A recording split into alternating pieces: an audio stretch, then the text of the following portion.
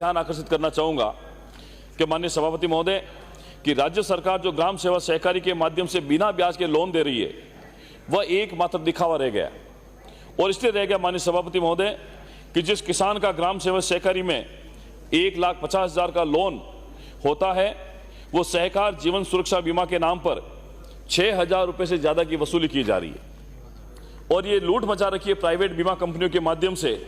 और ये जो बीमा करवाया जाता है प्राइवेट कंपनियों के माध्यम से, और उसमें माननीय सभापति महोदय बिना ब्याज का लोन जब किसान समिति के माध्यम से उसको रिन्यूअल कराने के लिए जाता है तो कम से कम 6 महीने में उसको 7 से 8,000 रुपये बीमा के नाम से लिए जाते हैं। जबकि हमारी पूर्ववर्ती भारतीय जनता पार्टी की वसुंधरा जी की सरकार में ये जो राशि थी मात्र 500 रुपये थी। आज आपकी सरकार में 7 से 8,000 रुपये उससे किसान से वसूल किए जाते हैं। और इसके अलावा माननीय सभापति महोदय फसल बीमे की राशि अलग से काटी जाती है। तो ये कहीं न कहीं आपको ध्यान देने की आवश्यकता है। और पहले हमारी सरकार के समय सहकारी समिति के माध्यम से लोन कितना दिया जाता था? 1 लाख, 1.5 लाख, 2 लाख रुपए से ऊपर लोन दिया जाता था।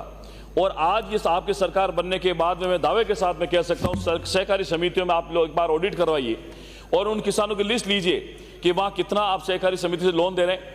मुश्किल से 15,000, 20,000, 25,000 रुपये दे रहे हैं।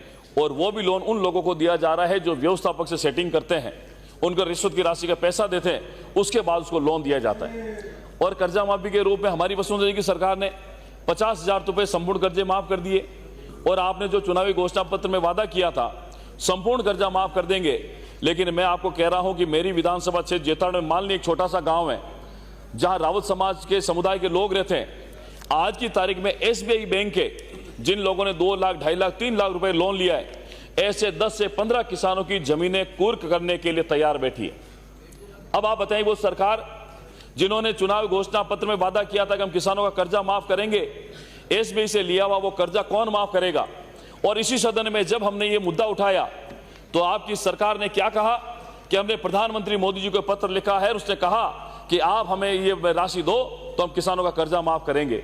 मैं पूछना चाहता हूं, क्या आपने जब चुनाव घोषणा पत्र बनाया था उसमें क्या प्रधानमंत्री मोदी से सलाह ली थी? क्या ये कहा था उसमें कि अगर केंद्र सरकार माफ करेगी तो हम लोग माफ करेंगे? लेकिन आपका ये झूठा वादा, जो नेशनलाइज बैंक के जितने भी बैंक है जिनसे लोन लिया हुआ है, वो आज भी खून के आंसू रो रहे हैं। और मैं समझता हूं माननीय सभापति महोदय कि ग्राम सेवा सहकारी समिति के माध्यम से सभी किसानों को एक डायरी के माध्यम से हर एंट्री किसानों को अगर मिल जाए तो किसानों को उनके हिसाब को समझने में बड़ी आसानी हो जाएगी। जबकि अधिकतर समितियों में किसानों को किसी हिसाब के बारे में न समझाया जाता है और उनकी राशि को वसूल कर दी जाती है। और माननीय सभापति महोदय, राज्य सरकार से मेरा निवेदन है कि ग्राम सेवा सहकारी समिति के माध्यम से हर किसान को ऑनलाइन डायरी में एंट्री की जाए, जिससे उस किसान को उसके खाते की एंट्री को समझ आ सके, उसके परिवार के लोगों को समझ में आया जा सके।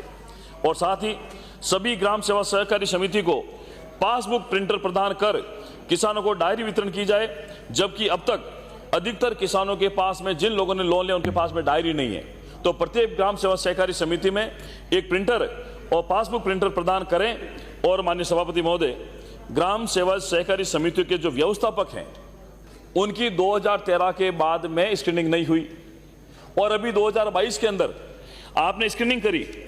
और मैं उससे बड़ा चिंतन और क्या हो सकता? माननीय सभापति, मेरा आरोप है, माननीय सहकारी मंत्री विराजमान है, कि कुल 2013 के बाद में जिन व्यवस्थापकों की स्क्रीनिंग नहीं हुई थी आपने 2022 में करवाने का ऐलान किया।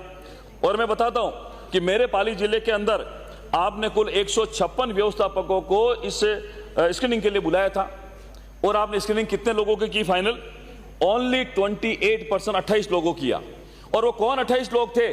जिन्होंने MD को 3-3 लाख रुपए की रिश्वत दी थी, उन लोगों की स्क्रीनिंग उन लोगों ने की है। और मेरा आरोप है सरकार के ऊपर, वो इस प्रकरण की, पूरे प्रकरण की जांच कराए। जब आपने 156 व्यक्ति को बुलाया था तो आपने मात्र 28 लोगों को ही स्क्रीनिंग कैसे कर दिया? और ये जब 2013 के बाद 10 साल बाद आपने स्क्रीनिंग की। और माननीय मंत्री महोदय, इस स्क्रीनिंग कमेटी में कौन लोग थे? मैं आपकी जानकारी का निवेदन करता हूं। अतिरिक्त रजिस्ट्रार जोधपुर जो इस कमेटी का अध्यक्ष था और उसका सह अध्यक्ष था बैंक का चेयरमैन, सचिव था बैंक का MD, उप रजिस्ट्रार सहकारी समिति पाली उसका सदस्य। और जिस सदस्य को व्यवस्थापक को बुलाया गया था उस सोसाइटी का अध्यक्ष उसका सदस्य था। लेकिन बड़े अफसोस के साथ में कहना पड़ रहा माननीय मंत्री महोदय कि जिन 28 लोगों की स्क्रीनिंग की गई उनमें बिना बैंक के चेयरमैन की सहमति की, जो उस कमेटी का 5 सदस्यीय कमेटी का मेंबर था, उससे साइन करवाने बोला गया। उन्होंने कहा था मैं साइन नहीं करूंगा क्योंकि ये 3 लाख रुपए लेकर जो आपने रिश्वत की राशि लेकर किए हैं, मैं नहीं करूंगा। उन्होंने साइन नहीं किए और उसके बावजूद बिना चेयरमैन की सहमति के, बिना चेयरमैन की साइन के ये इन 28 लोगों को आपने स्क्रीनिंग कर दिया। तो मैं आपसे पूछना चाहता हूं 156 में से 28 ही क्यों किए, बाकी बचे हुए 128 लोगों की स्क्रीनिंग क्यों नहीं किया? और साथ ही माननीय सभापति महोदय, मेरा ये निवेदन है कि ग्राम सेवा सहकारी के व्यवस्थापक को कितनी सैलरी मिलती है, उस सैलरी के बारे में भी आप लोगों को चिंतन करने की आवश्यकता है। बहुत कम ऐसी सोसाइटियां हैं जो प्रॉफिट के अंदर रहती है, वो घाटे के अंदर रहती है। मेरे विधानसभा क्षेत्र में भी बहुत सारी समितियां, उनमें से जैतान शहर को अगर छोड़ दें तो बाकी लगभग सारी सहकारी समितियां घाटे के अंदर है और उनके जो व्यवस्थापक है, उनकी जो प्रतिमाह का वेतन है वो भी कम है। इसलिए मेरा आपसे निवेदन है कि व्यवस्थापक को RGSS की सुविधा चालू करवाएं ताकि उनके जो अल्प वेतन को देखते हुए जो सुविधाएं राज्य सरकार की तरफ से हॉस्पिटल में उनके परिवारों को मिलने वाली है वो भी मिल सकती है। और माननीय सभापति महोदय, मैं आपसे एक निवेदन करूंगा कि अभी थोड़े दिन पहले बिफरजोय तूफान आया था और उस बिफरजोय तूफान के कारण मैं समझता हूं कि जो खरीफ की फसल थी आगामी 2023 की, उसकी लोन रिन्यू की तारीख 30 जून थी। 30 जून 2023 उसकी लोन की तारीख थी रिन्यू कराने की। और बिफरजोय तूफान आने के कारण बिजली की अव्यवस्था उत्पन्न हुई और बिजली की अव्यवस्था कारण इंटरनेट की व्यवस्था जो कनेक्टिविटी थी वो बाधित हुई और इसके कारण से लगभग 10 से 15 दिन तक बिजली और इंटरनेट कनेक्टिविटी में प्रॉब्लम होने के कारण किसानों को जो लोन रिन्यू कराना था खरीफ फसल 2023 का, और उसके कारण वो करवा नहीं पाए और खेती के लायक बिफरजोय तूफान में बारिश से किसान खेतों की बुआई में लग गए, जिससे अधिकांश किसानों की लोन निश्चित दिनांक तक रिन्यू नहीं हो सकी और अब ऐसी स्थिति में किसानों को ब्याज देना पड़ रहा है और ब्याज देने के कारण वो गरीब किसान दुखी है। अतः मेरा माननीय सरकार से निवेदन है इस सदन के माध्यम से कि किसानों की लोन रिन्यू दिनांक जो थी उसको बढ़ाकर माननीय मंत्री महोदय कम से कम 31 अगस्त तक करें, ताकि जो बिफरजोय तूफान के कारण जो प्राकृतिक आपदा थी, किसानों का लोन रिन्यू नहीं हो पाया था, अगर उनका लोन रिन्यू हो जाएगा तो उनके चेहरे पर खुशी आ जाएगी। और माननीय सभापति महोदय, इसके साथ में बीमा कंपनियां और राज्य सरकार की मिलीभगत के कारण मैं समझता हूं कि सांठगांठ के कारण, षड्यंत्र के कारण जिन किसानों की फसलें खराब हो गई थी, उनके बारे में इसी सदन में जब मैंने आवाज उठाई तो यहाँ के मंत्री ने यह कहा क्या सबसे ज्यादा नुकसान अगर कहीं हुआ है जैतान विधानसभा क्षेत्र के अंदर हुआ, 70% से अधिक नुकसान हुआ था। लेकिन उसके बाद में जब उन्होंने प्रारंभिक रिपोर्ट मंगाई तो उन्होंने उसके बाद में सिरे से ये खारिज कर दिया कि ये जो खराबा था ये 30% से कम था, क्योंकि नियमों में ये आता है कि 33% से कम खराबा अगर कहीं बताएंगे तो बीमा कंपनियों को, किसानों को मुआवजा नहीं देना पड़ेगा। और मैं बड़े अफसोस के साथ में कहना पड़ रहा हूं कि विधानसभा क्षेत्र जैतारण के एक भी किसान को इस प्राकृतिक आपदा के कारण जो फसल खराब हुई थी उसका मुआवजा नहीं दिया गया। और मुझे ये लगता है कि कहीं न कहीं सरकार की ये बीमा कंपनियों के साथ में सांठगांठ अपने नीचे वाले अधिकारी को ये कह देते हैं, उसके कारण 33% से कम खराबा बताकर ये किसानों के साथ में अन्याय हो रहा है।